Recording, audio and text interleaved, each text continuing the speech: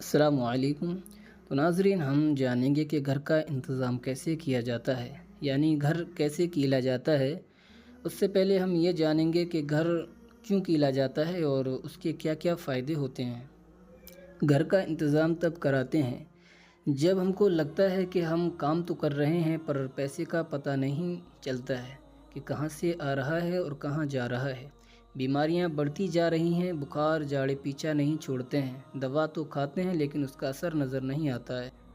یا جادو ٹونا سے بچنا ہے کہ کوئی کہیں جادو تو نہیں کرا رہا ہے، کسی طرح کی کوئی کرنے دھرنی تو نہیں کر رہا ہے، یا آپ کو برباد کرنے کی کوئی سوچ تو نہیں رہا ہے۔ آپ کے گھر میں طرح طرح کی چیزیں ملتی ہوں، خون کے قطرے ملتے ہوں، گھر میں کپڑا چوری ہوتے ہوں، یہ ساری چیزیں تب ہوتی ہیں جب کوئی گھر کو برباد کرنے کی کوشش کرتا ہے۔ گھر کا انتظام کرانے کے بعد یہ ساری چیزیں ختم ہو جاتی ہیں۔ اگر کسی نے کرنی دھرنی کر رکھی ہے تو اس چیز کو بھی ختم کر دیا جاتا ہے، اس کا اثر بھی ختم ہو جاتا ہے، بیماریاں بھی ختم ہو جاتی ہیں۔ گھر کیلنے کے بعد اگر کوئی ایسا کرتا ہے کہ کوئی برباد کرنے کی کوشش کرتا ہے تو اس کا اثر نہیں ہوتا ہے۔ اب بتاتے ہیں کہ گھر کو کس طرح سے کیلا جاتا ہے اور اس میں کس طرح سے پڑھائی کی جاتی ہے۔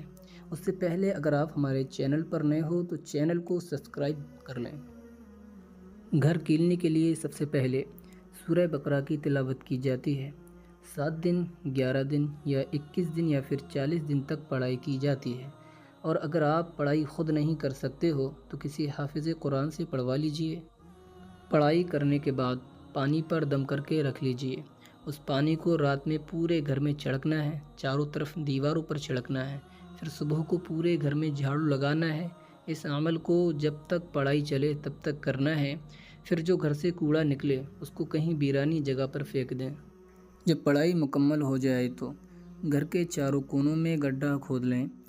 گڈھا اتنا گہرا ہو کہ کیل پوری طرح سے چھپ جائے۔ کیل کچھ اس طرح کی ہوتی ہے اور اس طرح کی 4 کیلیں لے لیں۔ چاروں کیلوں پر اچھی طرح سے کپڑا لپیٹ دیں۔ اس کپڑے کو ہلدی سے تر کر لیں اور کیلوں کو بھی ہلدی سے دھو لیں، اور اسی طرح کے 4 پائپ کے ٹکڑے لے لیں جو اسکرین پر نظر آ رہے ہیں۔ اس کے بعد کپڑا لپٹی ہوئی کیلوں کو پائپ کے اندر ڈال دیں اور ان کی نوک اوپر رکھیں۔ پھر ان چاروں کیلوں کو ایک ایک کر چاروں گڈھوں میں رکھنا ہے۔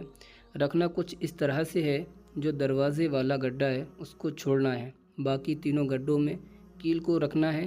پہلی کیل پر سورہ کافرون پڑھنا ہے، دوسری کیل پر سورہ اخلاص پڑھنا ہے، تیسری کیل پر سورہ ناس پڑھنا ہے، اور جو دروازے والی چوتھی کیل ہے اس کو 24 گھنٹے کے بعد سورہ ناس پڑھ کر رکھ دینا ہے۔ یاد رہے، ہر کیل کو رکھنے کے بعد اس کے اوپر ایک ایک بار اذان ضرور پڑھتے رہیں۔ اس کے بعد آپ کا گھر پوری طرح سے کل گیا ہے۔ انشاءاللہ اللہ نے چاہا تو کبھی بھی کسی بھی طرح کی کوئی بھی زمینی یا آسمانی آفت نہیں آئے گی۔ اور اگر آپ کسی اور مسئلے کو لے کر پریشان ہوں، میاں بیوی کے جھگڑے ہیں یا لو پرابلم ہے، کوئی اور بات ہے، تو ہم سے بھی اس چیز کا علاج کرا سکتے ہیں۔ ہمارا دیا گیا نمبر ہے، ہم سے کانٹیکٹ ضرور کریں۔ السلام علیکم ورحمۃ اللہ۔